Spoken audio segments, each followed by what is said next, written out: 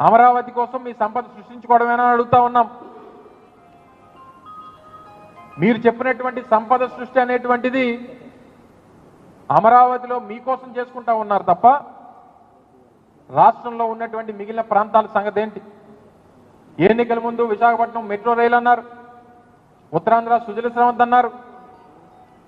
ఈరోజు తీరా బడ్జెట్లో చూస్తే మేము తీసుకొచ్చినటువంటి పోర్టుల గురించి, మేము కట్టినటువంటి రామాయపట్నం పోర్టు గురించి, మేము కట్టినటువంటి మచిలీపట్నం పోర్టు గురించి, మేము కట్టినటువంటి మూలపేట పోర్టు గురించి, మా హయాంలో మొదలుపెట్టినటువంటి భోగాపురం ఇంటర్నేషనల్ ఎయిర్పోర్ట్ గురించి, మా హయాంలో తీసుకొచ్చినటువంటి ఇండస్ట్రియల్ కారిడార్ల గురించి మీరు గొప్పలు చెప్పుకోవడం ఏంటో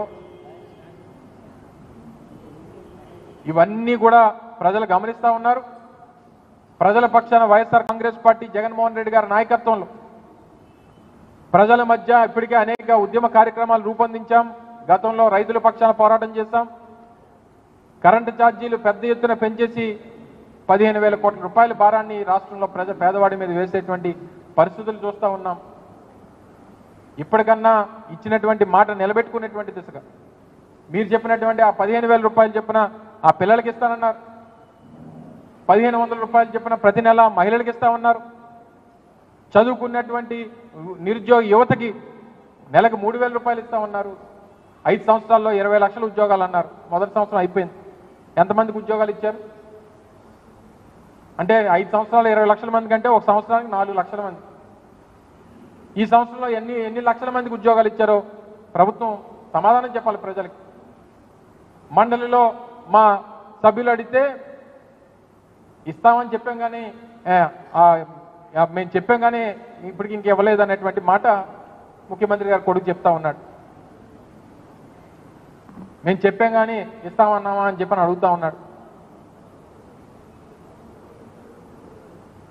సో ఇన్ని రకాలుగా ఇన్ని మోసాలు కేవలం అధికారం కోసం ఏ గడ్డన్నా తినడానికి వెనుకాడం అనేటువంటి విధంగా ఈరోజు ఈ కార్యక్రమాలన్నీ చేశారు.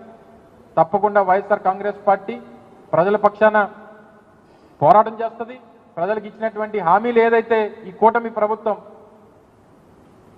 ఎన్నికల ముందు చెప్పిందో, ఎన్నికల్లో చెప్పిందో, అధికారంలోకి రావడానికి చెప్పిందో వాటన్నిటి కూడా నిలబెట్టుకునేటువంటి విధంగా వారి మీద ఒత్తిడి తీసుకొచ్చేటువంటి కార్యక్రమం కూడా వైఎస్ఆర్ కాంగ్రెస్ పార్టీ చేస్తుందనేటువంటి విషయాన్ని తెలియజేసుకుంటూ ఎన్నికల ముందు ఒక నినాదం తీసుకొచ్చారు.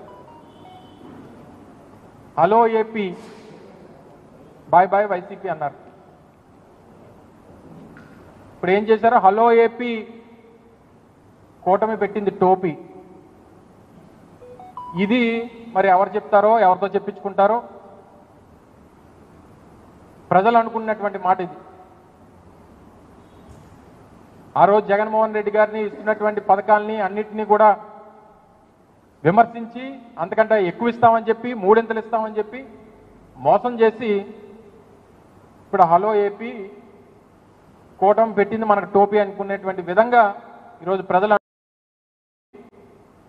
కూటమి పెట్టింది మనకు టోపీ అనుకునేటువంటి విధంగా ఈరోజు ప్రజలు అనుకునేటువంటి పరిస్థితి తీసుకొచ్చింది ఈ ప్రభుత్వం అనేటువంటి విషయాన్ని